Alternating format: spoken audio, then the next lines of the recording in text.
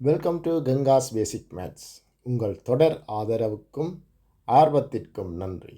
மேலும் உங்கள் கணித அறிவை வளர்க்க என்னால் முடிந்த முயற்சியை செய்வேன் என்று கூறிக்கொண்டு அடுத்த விடயத்துக்கு செல்வோம். நாங்கள் போன வீடியோவில் கடைசியாக காசை பற்றி பார்த்தினாங்க. காசு முக்கியம்னு சொல்லி அதை விட முக்கியமானது நேரம். இந்த நேரத்தை பற்றி நாங்கள் கட்டாயம் தெரிஞ்சு வச்சுக்கொள்ள வேணும். இதில் ஒரு நிமிஷத்தில் 60 செகண்ட் இருக்கும். அதே மாதிரி ஒரு மணித்தியாலத்திலே 60 நிமிஷங்கள் இருக்கும். அப்போ ஒரு மணித்தியாலத்தில் எத்தனை செகண்ட் கேட்டால் அந்த 60 பெருக்க வேணும். அடுத்ததாக ஒரு நாளில் 24 மணித்தியாலம், ஒரு வாரத்தில் 7 நாள்ன்றது உங்களுக்கு தெரியும். ஃபோர்ட் நைட்டுன்னு சொன்னால் 2 கிழமை, அதாவது 14 நாள் வரும். இப்போ நாங்கள் நேரத்தை என்னென்று 24 மணி கடிகாரத்தில் குறிக்கிறேன்றதை பார்ப்போம். இதில் காலமை 7:15 சொன்னால் நாங்கள் அதை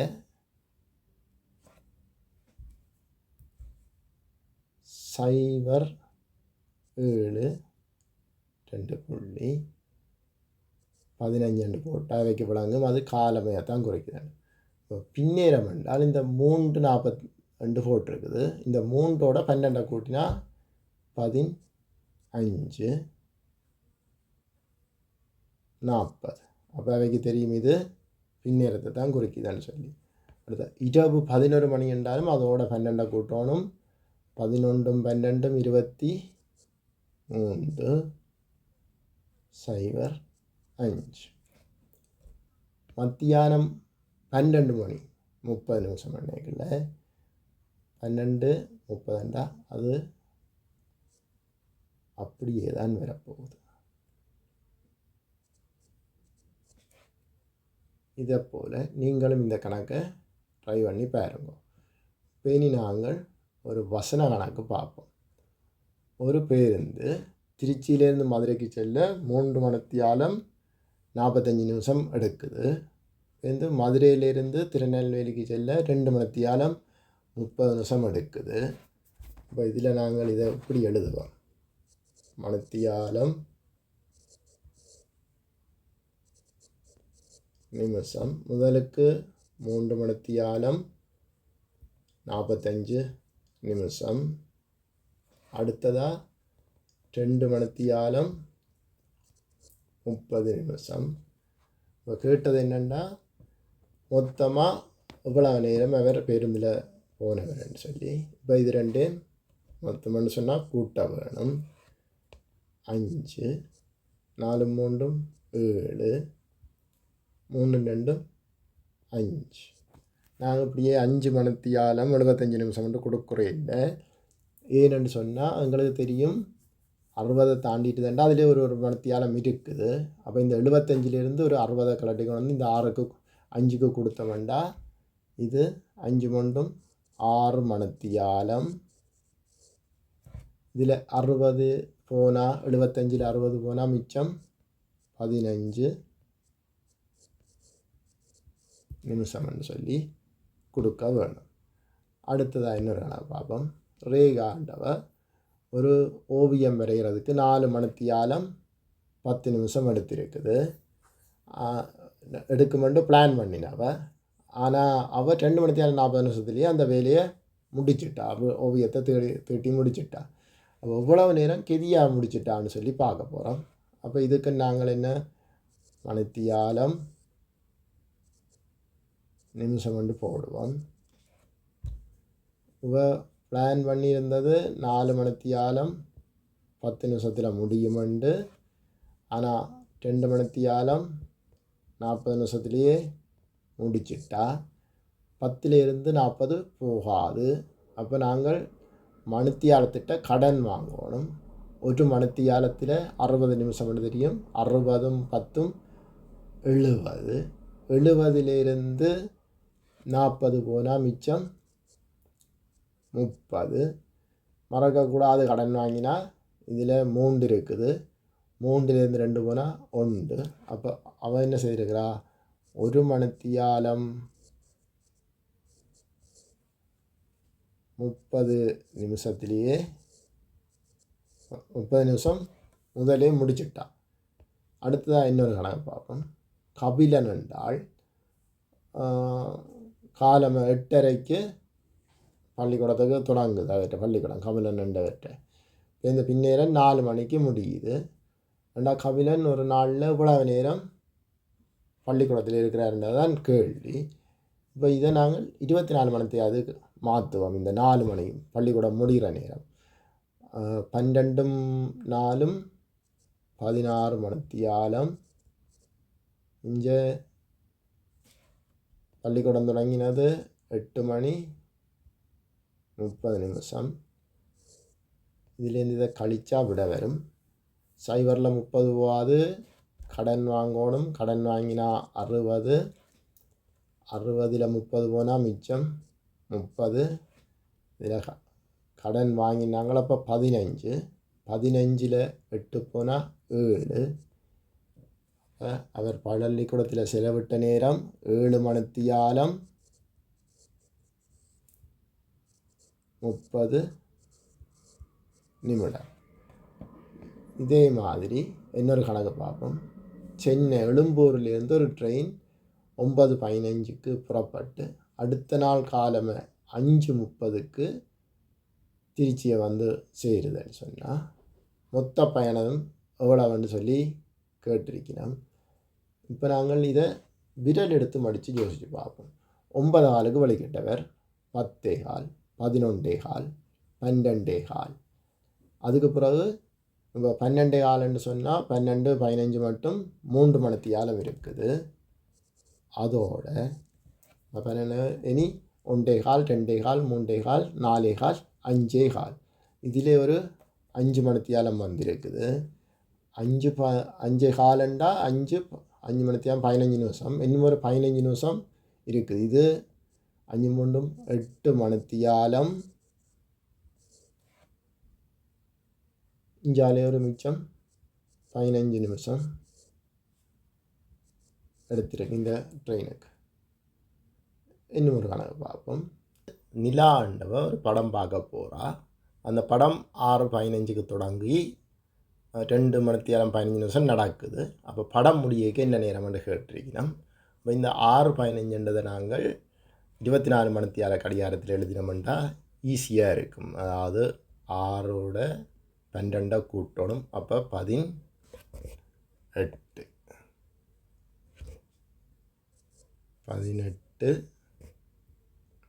15.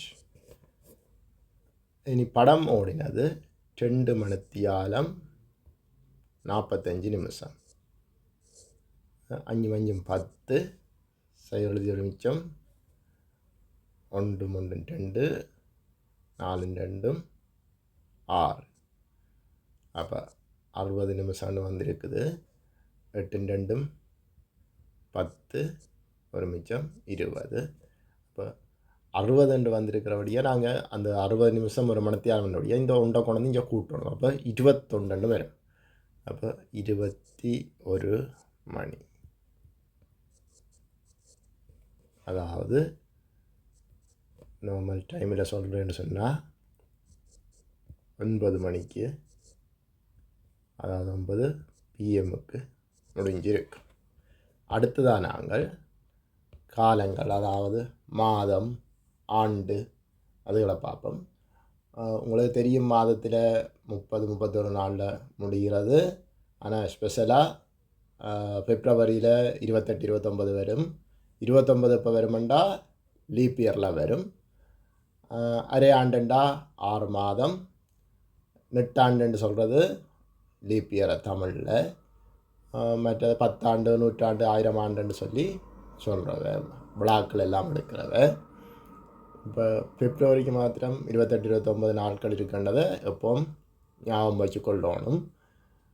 இதில் தந்திருக்கிறேன் 32 நாட்கள் இருக்கிற மாதங்கள் ஜனவரி, மார்ச், மே, ஜூலை, ஆகஸ்ட், அக்டோபர், டிசம்பர். அதே மாதிரி 30 நாட்கள் இருக்கிற மாதங்கள் ஏப்ரல், ஜூன், செப்டம்பர், நவம்பர், பிப்ரவரியை தவிர. இதில் நாங்கள் இனி ஒரு கணக்கை பார்ப்போம். கவிதா தன் பாட்டி வீட்டுக்கு 21 நாள் போய் தங்கி நின்றுருக்கிறா. அவள் மொத்தமாக எத்தனை வாரங்கள்னு இருக்குது. எங்களுக்கு தெரியும் ஒரு வாரத்தில் 7 நாள்னு சொல்லி. அப்போ 21 7ஆல் வகுத்தமெண்டா 3 21. அப்போ 3 வாரங்கள் தங்கி இருக்கிறா. அடுத்ததாக ஒரு லீப் ஆண்டில் மொத்தம் எத்தனை முழுமையான வாரங்கள் எத்தனை கூடுதல் நாட்கள் இருக்குமென்று கேட்கணும். எங்களுக்கு தெரியும் லீப் இயர்லன்னு சொன்னால் 366 நாள். அதை 7ஆல் வகுக்க போகிறோம்.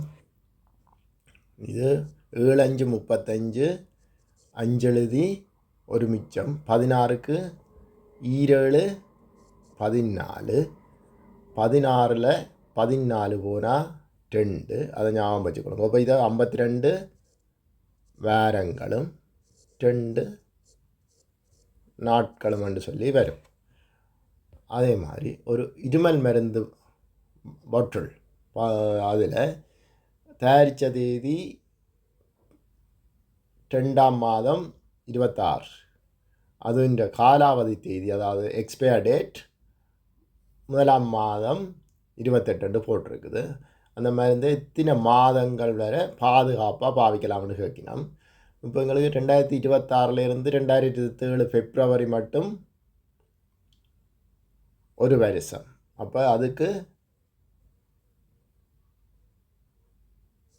12 மாதங்கள் சக. இப்போ நாங்கள் பிப்ரவரி 27க்கு வந்துட்டோம். ஆனால் பிப்ரவரி 28க்கு போயிடாதுண்டா ஒரு மாதம் முன்னுக்கே முடியுது. அப்போ ஒரு மாதம் முன்னுக்கு முடியுதுன்னுடைய அங்காலே ஒரு 11 மாதம். அப்போ மொத்தமாக 23 மாதங்கள் பாதுகாப்பாக பயன்படுத்தலாம். அதே மாதிரி ஒரு ஆணின் வயதை எத்தனை ஆண்டு எத்தனை மாதம் எத்தனை நாளுண்டு கணிக்க போகிறோம். இங்கே இது கொஞ்சம் வித்தியாசமான விஷயம். இதுக்கு நாங்கள் என்ன செய்யணும்னா முதல்ல ஆண்டுகள், இங்கால மாதங்கள், இதில் நாட்கள் அது மாதிரி எழுதி போட்டு தான் கழிக்க வேணும். இதில் இப்போ எந்த டேட்டிலிருந்து அவ கேட்குறா பிறந்த தேதி தற்போதைய டேட் 2026 6ஆம் மாதம் தேதி 10ஆம் தேதி. ஆனால் அவள் பிறந்தது 2010 11ஆம் மாதம் 25ஆம் தேதி. இப்போ இதை கழிக்க போகிறோம். இங்கே கவனமாக கவனிச்சு கொடுங்க. மாதத்தில் 30 31 நாள் வாரது. ஆனால் நாங்கள் சராசரியாக இங்கே கடன் வாங்க வேணும். ஏன்னாண்டா 10லேருந்து 25 போகாது. அப்போ கடன் வாங்குவோம். அப்போ மாதத்திட்டேருந்து கடன் வாங்கிக்க இப்போ 30 தான் கிடைக்கும் ஞாபகம் வச்சுக்கொள்ளுங்க. அந்த 30ம் இந்த 10ம் 40. 40ல் 25 போனால் மிச்சம் 15. இப்போ கடன் வாங்கினதை மறக்கக்கூடாது. இப்போ இவர்கிட்ட 5 இருக்குது. அப்போ 5லேருந்து 11 போகாது. நாங்கள் என்ன செய்ய வேணும், ஆண்டிலேருந்து கடன் வாங்குவோம். ஆண்டிலேருந்து கடன் வாங்கினா ஒரு ஆண்டில் 12 மாதம். ஸோ 12ம் 5ம் 17. 17ல் 11 போனால் 6. இப்போ இங்கே கடன் கொடுத்த நாங்கள் 26. அப்போ 26ல் 1 போச்சுண்டா 25. 25ல் 10 போனால் 15. இப்போ நாங்கள் வடிவாக சொல்லலாம். இவ பிறந்து 15 வருஷங்களும் 6 மாதங்களும் 15 நாட்களும் என்று சொல்லலாம். இதே மாதிரி நீங்கள் உங்களோட பிறந்த ஆண்டு மாதம் தேதியை போட்டு இன்றைக்கு நீங்கள் இப்போ இதை பார்க்குறீங்களோ அப்போ உங்களுக்கு எத்தனை வருஷம் எத்தனை மாதம் எத்தனை நாள்னு சொல்லி செக் பண்ணி கொள்ளுங்க. மீண்டும் அடுத்த வீடியோவில் உங்களை சந்திக்க விரும்புவதால் நீங்கள் இந்த வீடியோவை சப்ஸ்கிரைப் செய்து பெல் பட்டனை அமர்த்துவீர்கள் என்று எதிர்பார்த்து கொண்டு விடைபெறுகிறேன்.